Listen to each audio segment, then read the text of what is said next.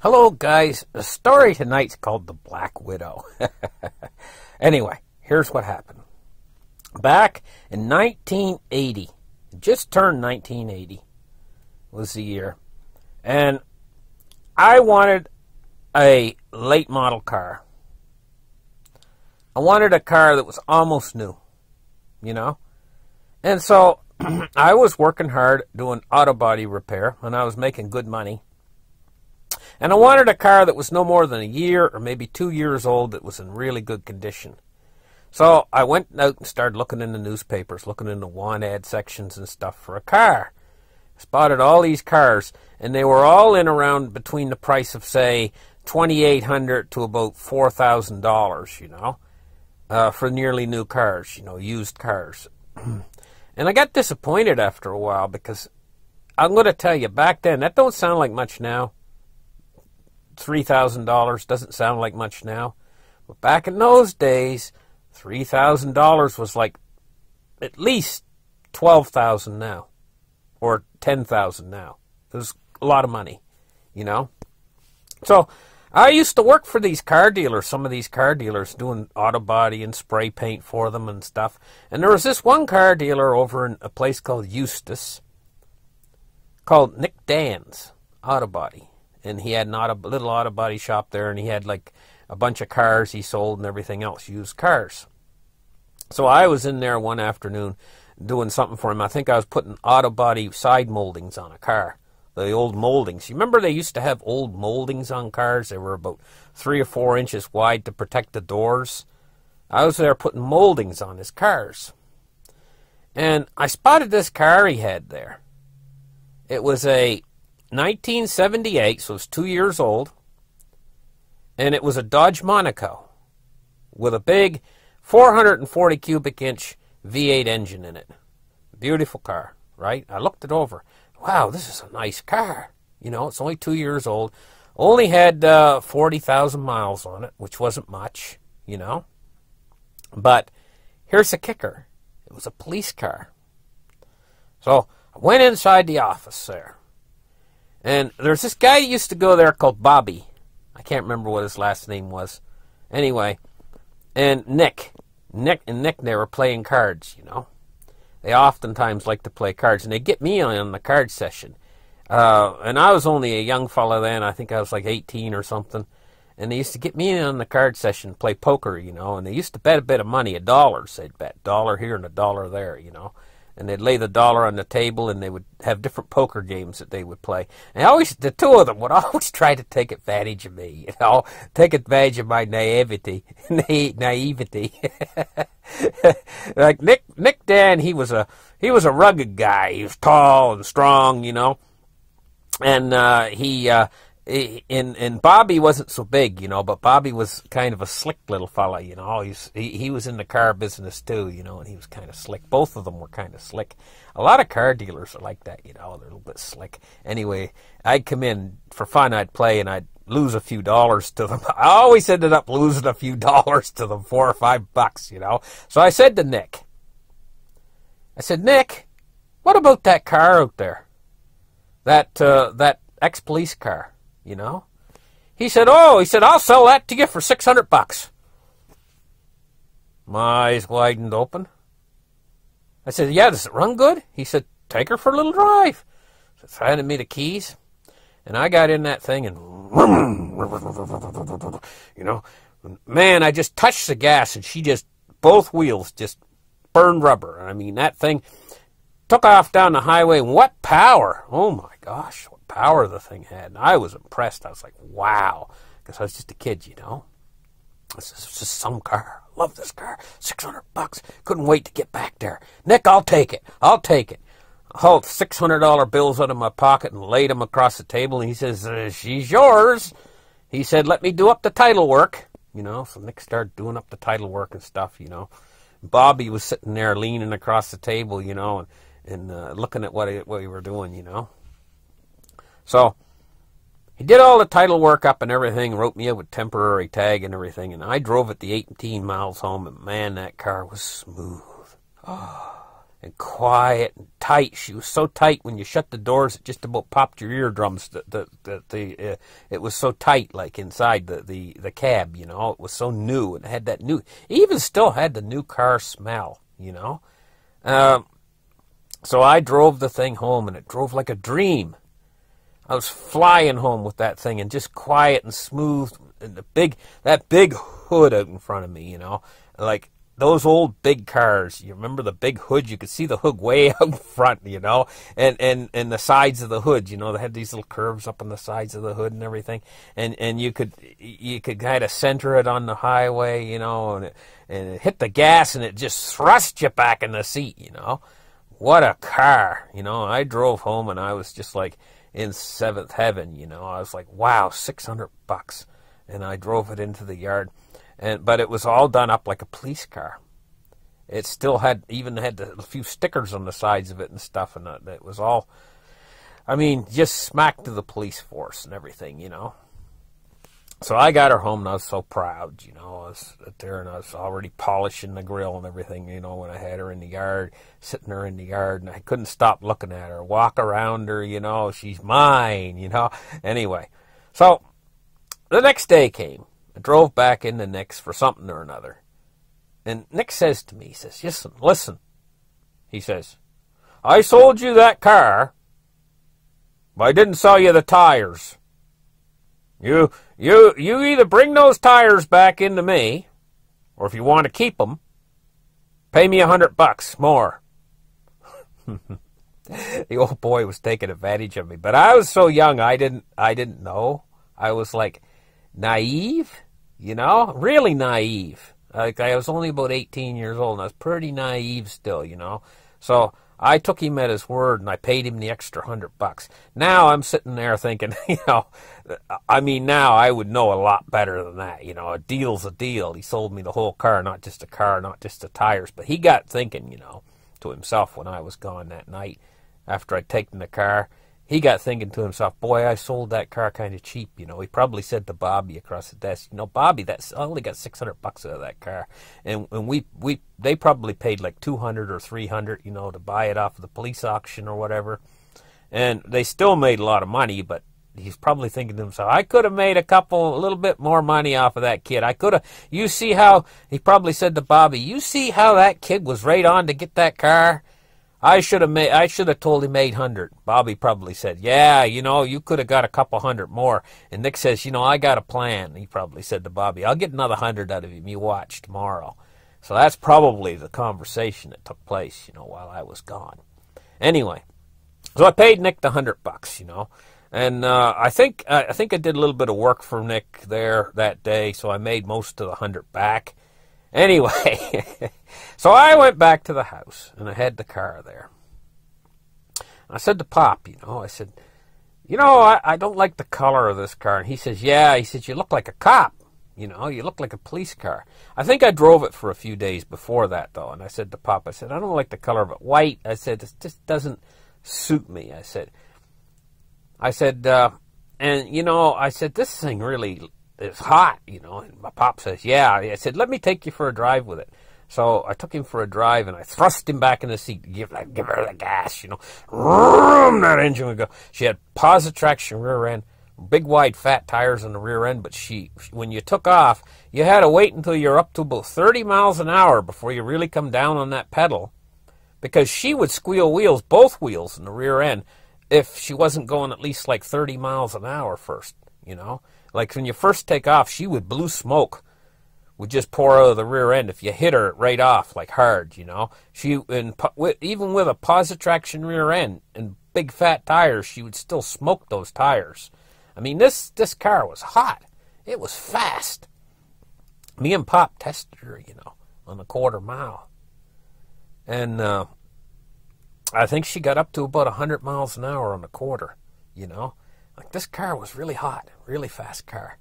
It was probably ticking over 350 horsepower. You know, for back then in those days, that was a lot. And, of course, it had rear-wheel drive. You know, it had a drive shaft. Like the cars today, you know, they have the front-wheel drive. But this was a rear-wheel drive, you know.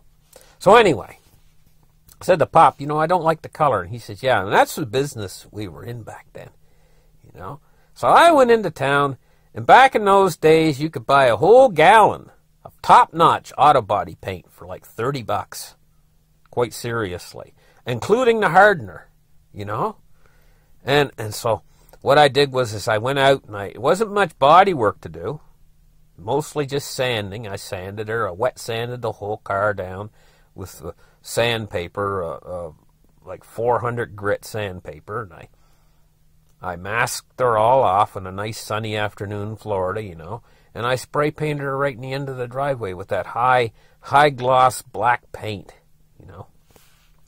And after I got her painted that way, black, shiny black, I started driving her for a while, and I was so proud of that car. I had a couple of checkered dice hanging off of the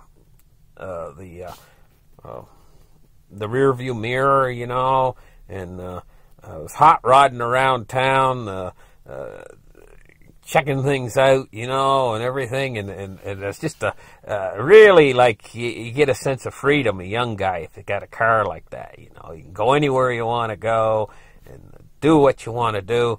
So after I drove her a little while, I felt like modifying her even more.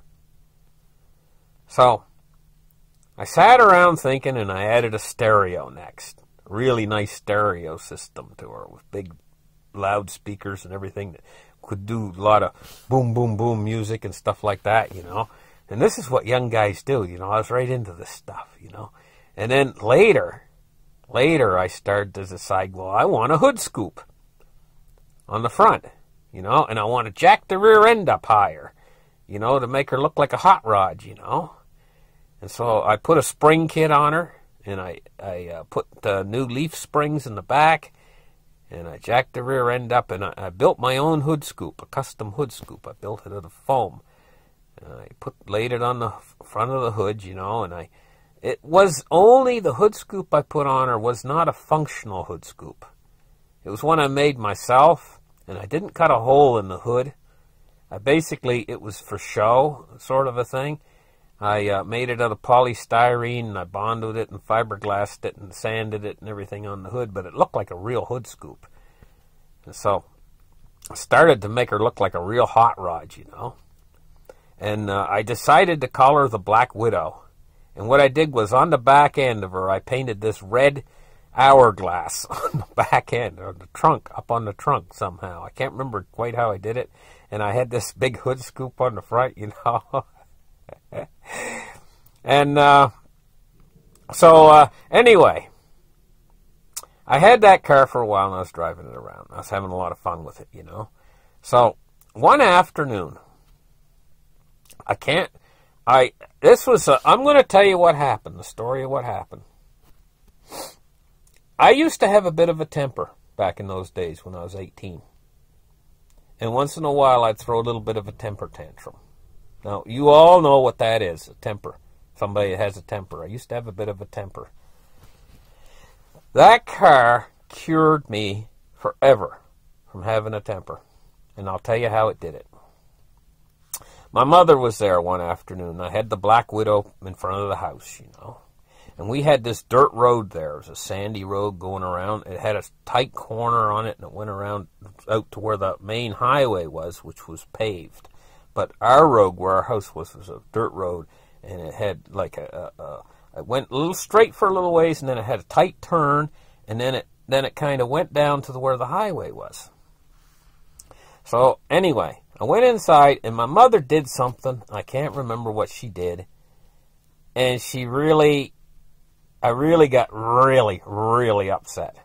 I was really pissed off, and I was actually in kind of a temper. When a person's in a temper, went outside, grabbed the keys, went outside, jumped in my Black Widow, started her up, and I was right in a rage. Mad. Oh, I can't remember what she did now, but this is years and years ago, way back in 1980. But that car taught me never to have a rage anymore. And ever since then, to this day, I never, ever have a rage or never have a temper tantrum. Ever since that. And I'll tell you how it taught me. I got in that car. Roared the engine up. Vroom, vroom, vroom. I wanted her to hear it, like how mad I was. Vroom, vroom, you know? Threw it in reverse. And both wheels spin out of the driveway and turned the wheel, and the car like like they talk now about drifting. The front end of the car drifted around in a circle, like facing forward to where the hot road was. Took off down the road, spinning two big rooster tails of sand, you know, up into the air, and hit that engine. I'm going to tell you, that engine meant business, boys. I hit it, it must have been 100 yards from there to where that tight turn was. And by the time I got to that tight turn, I must have been doing 40 miles an hour. Quite seriously, just a couple 100 feet. That car could move. Oh, man, could she move. And I went to make that turn. Forget it, boys. Forget it. She just drifted. Drifted sideways right across the turn. Right out over like a little edge on the side of the road, you know. And down into the ditch she went, down into this sandy ditch. And come to a stop. Didn't hurt the car any.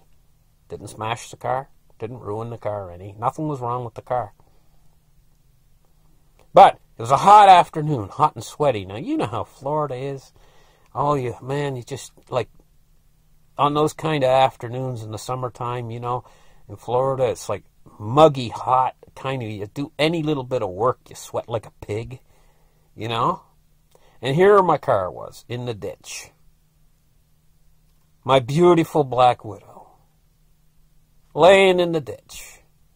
And I was so upset at myself. I was like, why did you do this? I had to walk back to the house and get jacks. Come-alongs, you know, those hand winches, chains. I spent all afternoon. There was a few trees there and stuff I could pull the car from. Clicking and clicking on those winches, and jacking, and putting bricks and blocks under the wheels, and starting the car up, moving it 2 feet this way, and starting the car moving 2 feet that way, and slowly working it back up toward the road again. And boy, was I sweating. Had to walk back to the house, get a drink of water, come back and do some more work. I worked for 4 hours, but I got that car back up on the road again, with no damage to the car. And I got behind the wheel when I got back up on the road, you know. And I sat behind the wheel and I was exhausted.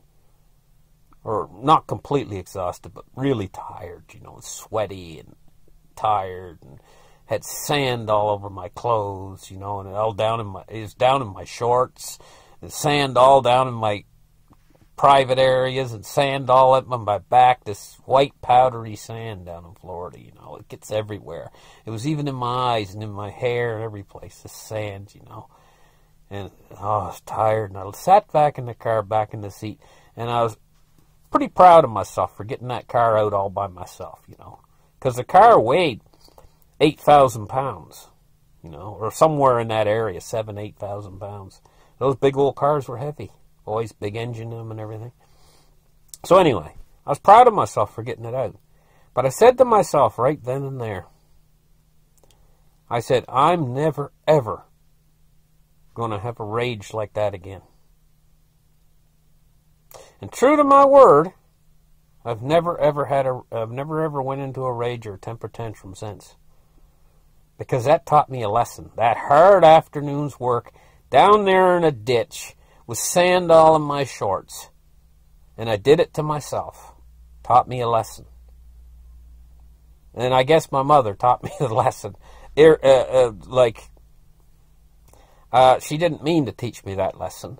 I taught it to myself, you know. But people need to learn that. That's something that people need to learn. And it's easy to learn. You can change yourself just like that. Just change your way of thinking. You know, and you can make a rage go away, because basically, when you have a rage like that, you're basically out of control. You lose control, and who wants to lose control? You know, it's as bad. It's worse, actually, worse loss of control than when you're drunk or whatever. You know, because you know you're completely out of control. You can hurt yourself, you can hurt other people, and then you feel bad afterwards. So I'm glad that taught me that lesson, and I'm glad I learned that lesson back then, you know. Well, listen, thank you guys for listening. Like and subscribe, and we'll catch you in the next show. Bye-bye, guys.